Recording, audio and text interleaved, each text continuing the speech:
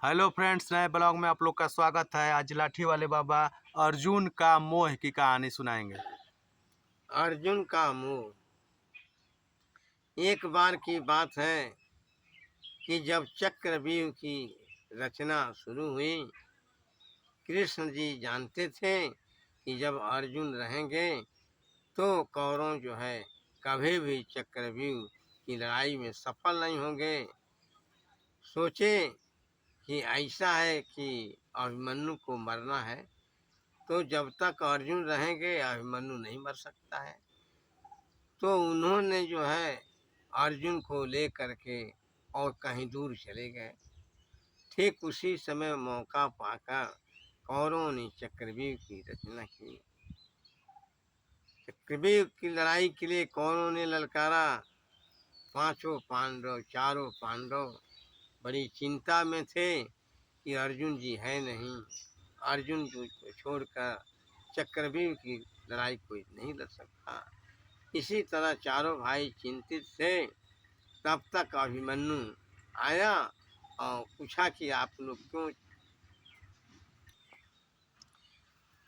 चक्रव्यूह के बारे में अपने चारों चाचाओं को देखकर चिंतित। अभिमन्यु बोले कि आप लोग क्यों चिंतित हैं? युधिष्ठिर बताए कि आपके पिता है नहीं। इस समय कौरवों ने चक्रव्यूह की रचना शुरू की। हमें ललकारा है, अगर हम लोग लड़ाई में नहीं जाते हैं तो हम लोग की हार हो जाएगी।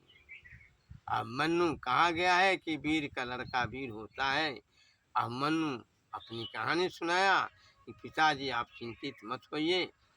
जब मैं माँ के गर्भ में था, पेट में था, उसी समय मेरे पिता ने मेरी माँ को चक्रव्यूह तोड़ने की विद्या सिखाई। 7 फाटक होते हैं, 8 फाटक। 7 फाटक को मैं जो है पार कर सकता हूँ। 8वां की बात, जब 8वां की कहानी कहने लगे मेरे पिताजी, मेरी माँ सो गई, मैं नहीं जानता हूँ। भीम ने ललकारा, कहा कि बेटा अगर 7 फाटक तोड़ दोगे तो 8वां तो मैं मारूंगा गदा से, फाटक टूट जाएगा। इसी पर जो है सभी राजी हुए। लड़ाई शुरू हुई। उस समय अभिमन्यु की उम्र 16 वर्ष की थी। लड़ाई लड़ने के लिए तैयार हुआ, लेकिन एक चीज है कि उसके लड़के का भी जन्म भीतर भीतर हो चुका था, जो बाद में भीम वो अभिमन्यु का लड़का, उसका नाम रहेगा उत्तरा। इसके बाद लड़ाई शुरू हो गई। लड़ाई में अभिमन्यु जाता है, चक्रव्यूह के पहले दरवाजे पर ही फाटक पर बड़े बड़े वीर महारथी सब पड़े थे। चारों अभिमन्यु के चाचा रुक गए, अंदर नहीं गए। अभिमन्यु गया, जितना हाल जानता था 7वें फाटक को तोड़ते चला गया। 7वां फाटक के बाद जब 8वां में घुसा, कौरवों की सेना में खलबली मच गई। सभी लोग जाकर दुर्योधन से कहे। दुर्योधन ने कहा कि सभी तुम लोग मिलकर और इसको मार डालो। 7 महारथियों ने मिल करके अभिमन्यु को मार डाला। जब अभिमन्यु जमीन पर गिर गया तो जयद्रथ आया और उसके सीने पर पैर रख करके जोर से दबाया। इस तरह से लड़ाई में अभिमन्यु मर गया। दूसरे दिन जब अर्जुन जी को लेकर कृष्ण जी आते हैं, देखते हैं कि लड़ाई में मेरा लड़का मर गया। वो लड़का स्वर्ग में जाकर बालक बन गया। कृष्ण को मोह हुआ, अर्जुन जी को मोह हुआ।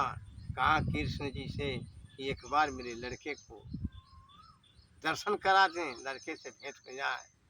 कृष्ण जी गए लेकर और दूर से ही कहे कि मैं यही हूँ और स्वर्ग में तुम्हारा लड़का जो है गुल्ली डंडा खेल रहा है। अर्जुन जी गए, पूरा अखबार भर पकड़े, लड़का जो है मारा, डांटा, कहा कि सुने कैसा तुम्हारा लड़का? अरे मेरे तन से अनेकों बार तुम लड़के हुए, मैं एक बार भी नहीं कहा तुम्हारे तन से मैं पैदा हूँ तो तुम लड़का वाला हो गए हो।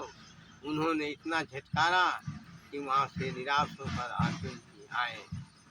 अर्जुन जी का मोह था कि मेरा लड़का मुझे पहचान लेगा, लेकिन वहाँ पर अर्जुन जी का मोह समाप्त हो गया।